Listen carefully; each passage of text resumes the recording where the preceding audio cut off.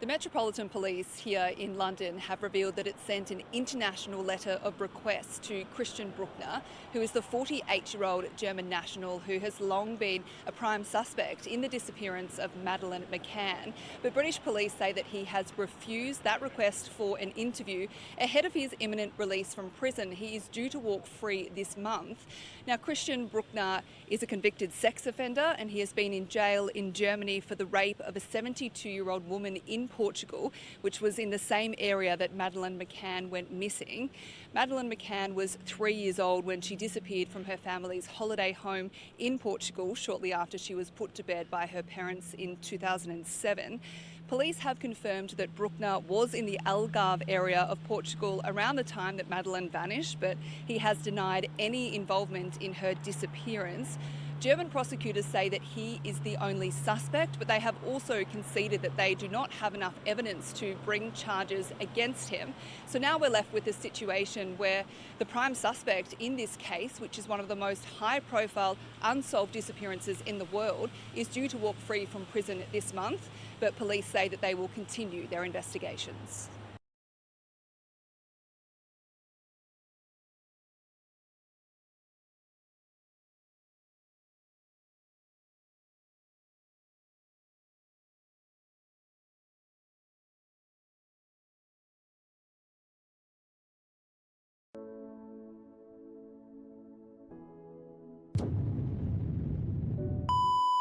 May 3rd, 2007.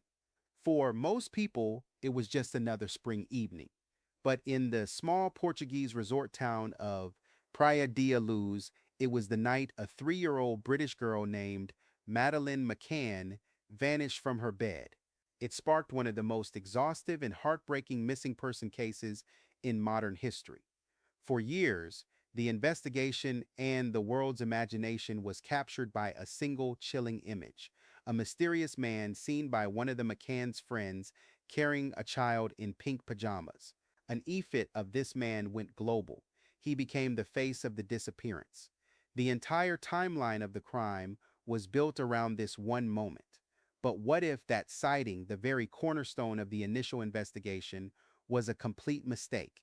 What if the most credible witnesses weren't a friend dining with the parents, but an entire family of 9 who saw something totally different at a different time on a different street? And what if the police, in their rush to build a narrative, ignored this family's testimony for years, sending the search for a little girl down a catastrophic dead end? This is the story of the other man, the other sighting, and the almost unbelievable reason it was dismissed. It's a story that reveals a fatal flaw at the heart of the Madeleine McCann investigation and asks the uncomfortable question of whether the truth was hiding in plain sight from the very beginning. Praia da Luz, a picturesque village on Portugal's Algarve coast, was meant to be a sanctuary. Its name even translates to Beach of Light. For families like the McCanns, it promised a sun-drenched escape. Kate and Jerry McCann, both successful doctors, had arrived on April 28, 2007, with their 3 children, 3-year-old Madeleine and 2-year-old twins, Sean and Amelie. They were with a larger group of friends, 9 adults in total, who the world would come to know as the Tapa 7. Their routine at the Ocean Club Resort was idyllic. Days by the pool, tennis lessons, kids club. Madeleine was, by all accounts, a vibrant, energetic child. Photos from that week show her grinning, her blonde hair in a neat bob with the distinctive coloboma in her right eye, a unique flaw in her iris.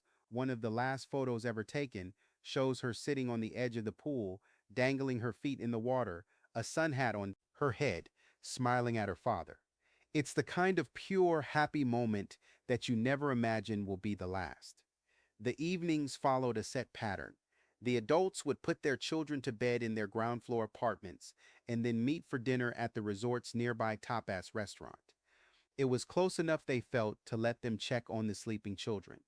On the evening of May 3rd, this routine continued. The McCanns put Madeleine and the twins to bed in apartment 5A around 7 p.m. The apartment was at the back of the complex, offering privacy, but also, in hindsight, a terrible vulnerability. Around 8:30 p.m., Kate and Jerry McCann left their sleeping children and walked the short distance to dinner. The mood was relaxed. The group sat at an outdoor table, chatting and eating. They'd worked out an informal system, with one parent from the group heading back to the apartments roughly every half hour to check on the kids. Jerry McCann did his check at about 9:05 p.m. He entered apartment 5A through the unlocked patio doors. He noticed the children's bedroom door was open wider than they'd left it. He saw the twins sleeping soundly in their cots. He could see Madeleine in her bed, her favorite soft toy, Cuddle Cat, beside her. Everything seemed fine. He quietly pulled the bedroom door to where it was before and went back to the restaurant, briefly chatting with another holidaymaker on the way. He had no idea it was the last time he would ever see his daughter sleeping safely. The clock was ticking. Back at the tapas table, the evening went on. At around 9:30 p.m., another friend from the group, Matthew Oldfield, offered to check on the McCann children when he checked on his own. He went into apartment 5A through the same patio doors. He looked into the children's bedroom. He saw the twins in their cots, but from where he was standing, he couldn't see Madeleine in her bed. Hearing nothing, he assumed she was just out of sight and sleeping peacefully. He left, not locking the door behind him. It was a small moment, but one that would become a critical point in the timeline. Was Madeleine still there, or had he missed something awful? It was Kate McCann's turn next. At approximately 10 p.m., she left the restaurant and walked the 50 yards or so back to the apartment. As she walked towards the children's bedroom, she was hit by a sudden gust of wind that slammed the door shut, a strange, unsettling shift in the quiet apartment. When she pushed the door open, her heart stopped. Then she saw it, the window. It was wide open, the shutters raised, the curtain was blowing in the breeze, and Madeleine's bed was empty. The twins were still fast asleep, but Madeleine was gone. Cuddle Cat, her treasured toy, was still on the bed, a lonely sentinel in a scene of sudden horror. Panic, cold and absolute, took over. Kate frantically searched the apartment, looking under beds and in wardrobes, her mind refusing to process what she was seeing. She ran from the apartment back towards the restaurant, her voice tearing through the night with a scream that would echo for years. Madeleine's gone. Someone's taken her. The scene exploded into chaos. The dinner party instantly became a desperate search party. Friends and resort staff fanned out, shouting Madeleine's name into the darkness. Jerry McCann, fueled by terror, sprinted through the complex, checking under cars, in dumpsters, anywhere. The local police, the Garda Nacional Republicana, GNR, arrived at a scene of utter confusion, but in those first crucial hours, the focus was a search, not a crime scene. The apartment, the source of every vital clue, was soon filled with people, friends, staff, and police, each footstep potentially corrupting the fragile forensic trail. In the frantic days that followed, a single story began to take over. It came from Jane Tanner, one of the Tapas Seven. Her account gave investigators what they were desperate for, a suspect and a timeline. Around 9:15 p.m. on the night Madeleine vanished, just 10 minutes after Jerry's check, Jane Tanner walked up the street to check on her own children. She saw a man walking ahead of her, away from the Ocean Club, carrying a small child in his arms. At the time, she didn't think much of it, but her description, given to police after the alarm was raised, was compelling. The child was barefoot, wearing what looked like light-colored or pink pajamas. The man was about 5'7" miles, with dark hair, wearing beige trousers and a dark jacket. He was carrying the child in a hurried, functional way, not like a loving parent. This was explosive. It gave police a time frame, 9:15 p.m. in a direction. It perfectly fit the theory of someone who had taken Madeleine. The Portuguese police seized on it. On May 25th, they released a description of the man, and later, a forensic artist created an e-fit based on Tanner's memory. That image went everywhere. The Tanner sighting became the official timeline. It meant the disappearance had to have happened in the tiny 10-minute window between 9:05 p.m. and 9:15 p.m. For years, every lead was seen through this lens. This was the man who took Madeleine McCann. But there were problems from the start. Jane Tanner had walked right past Jerry McCann, who was chatting with another holidaymaker, yet neither of the men remembered seeing her. This detail puzzled the Portuguese police and made some question her account. Despite the doubts, the Tanner sighting remained the official story. It wasn't until 2013, a full 6 years later, that the narrative finally collapsed. Scotland Yard's Operation Grange, a massive review of the case, made a startling announcement. They had identified the man Jane Tanner saw. He wasn't someone who had taken Madeleine. He was an innocent British tourist on holiday, carrying his own 2-year-old daughter back from the resort's night nursery.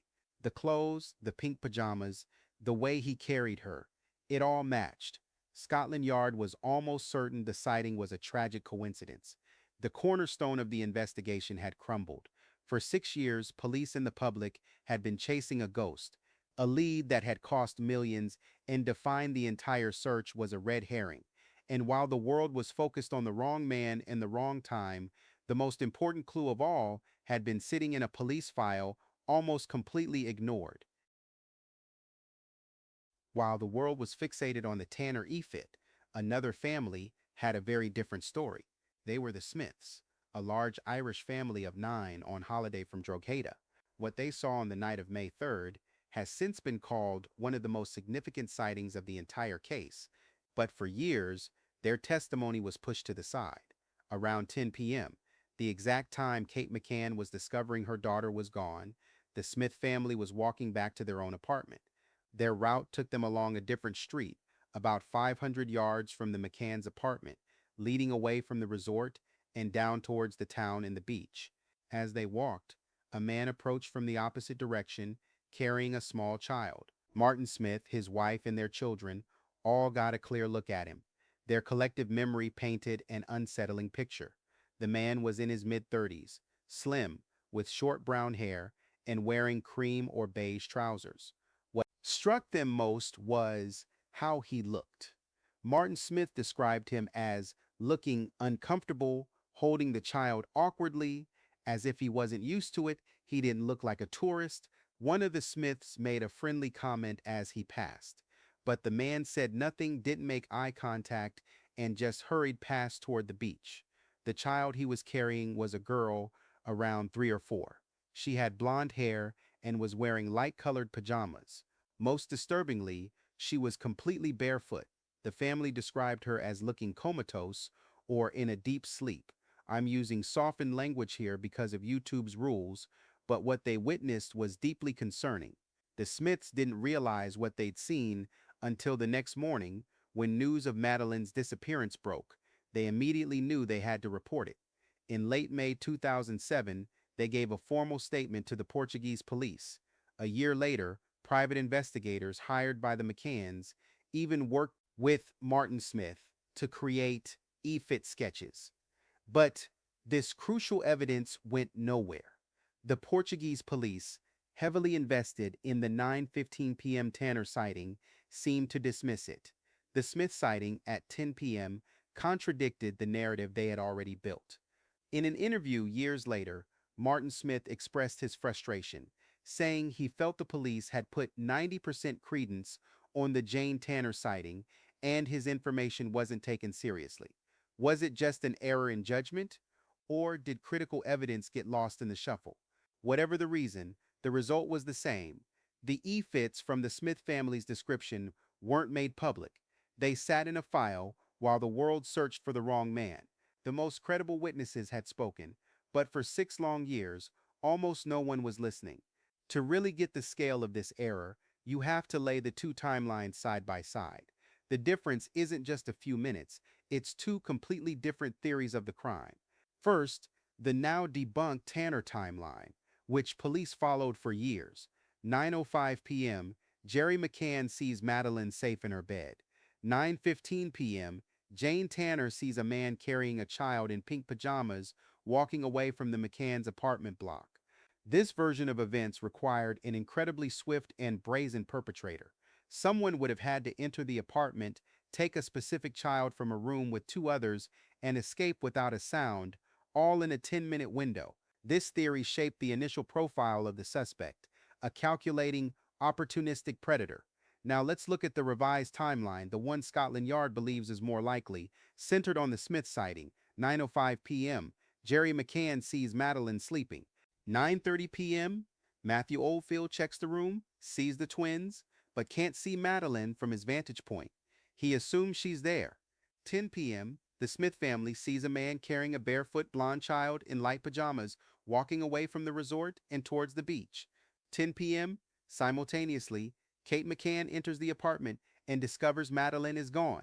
This timeline is radically different. It suggests the disappearance happened closer to 10 p.m., just moments before Kate's arrival.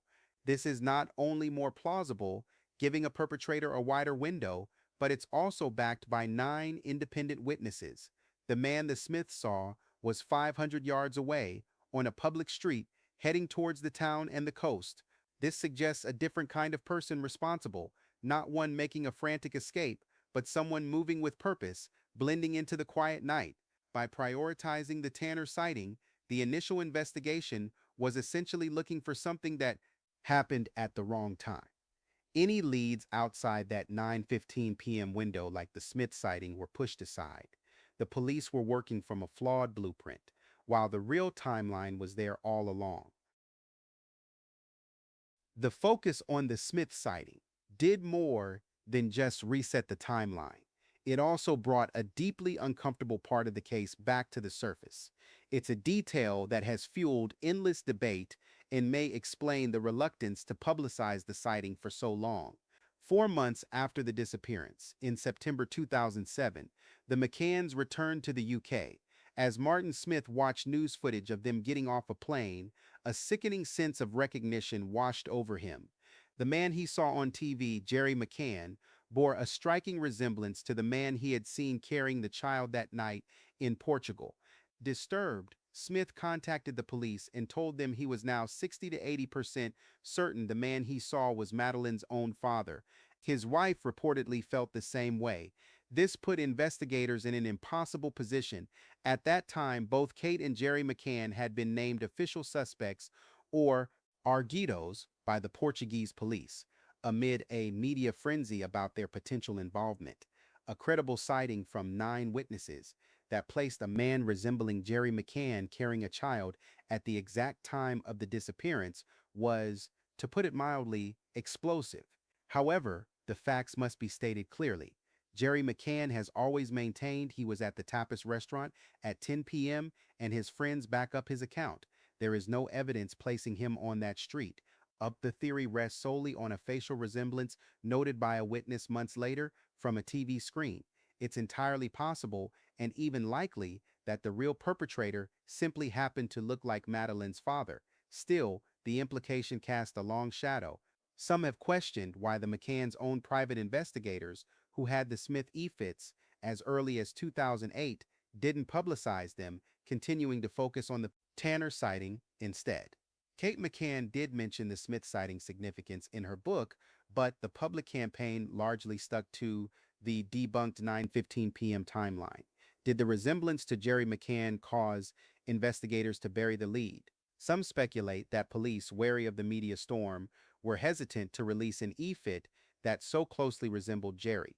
In trying to be cautious, they may have suppressed their most promising clue.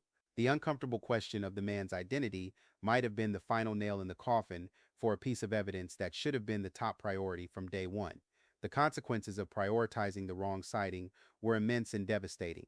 The decision to lock onto the 9:15 p.m. timeline created a ripple effect of error, a decade of distraction that cost an extraordinary amount of time, money, and possibly any chance of finding Madeleine.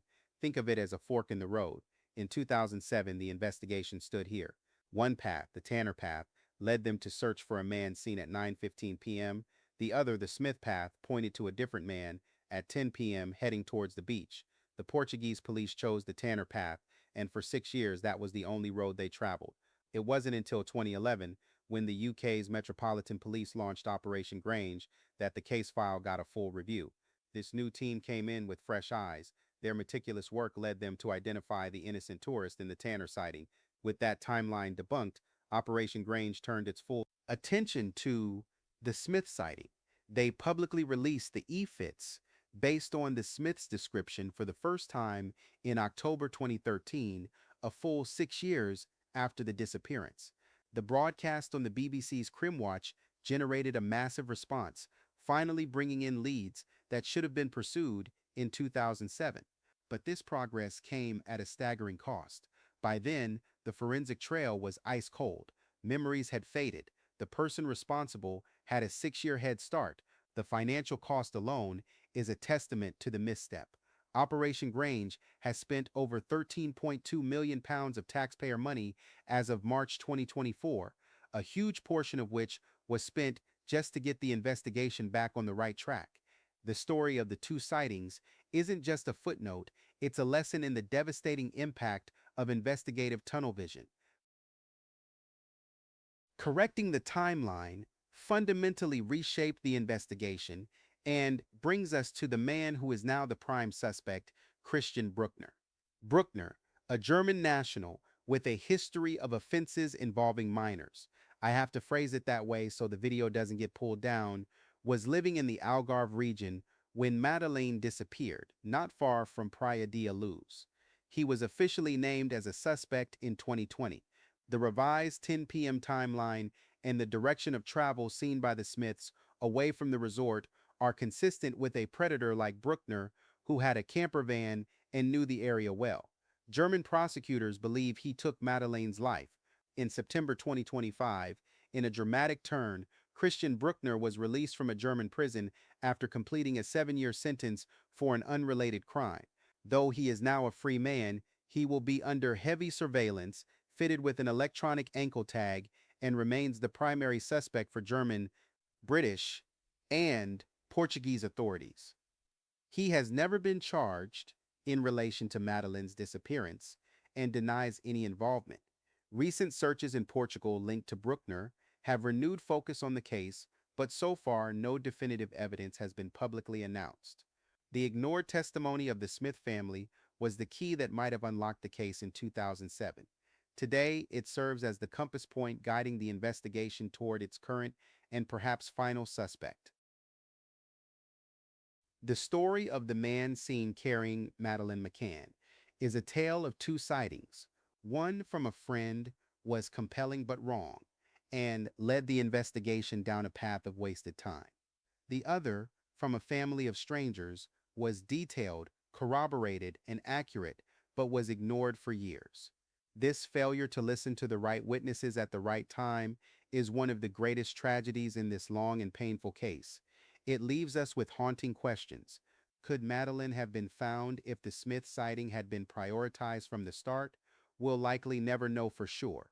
What is certain is that the evidence was there, the truth was waiting in a police file, in the clear testimony of 9 people who saw something that night and tried to tell the world.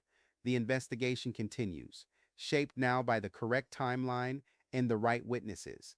But the cost of those lost years in resources, in hope, and perhaps injustice itself serves as a stark reminder of how a single wrong turn can derail even the most important search for truth. What are your thoughts on this critical investigative failure? Let us know in the comments below, and if you want more deep dives into the world's most complex cases, be sure to subscribe to our channel. The search for answers continues.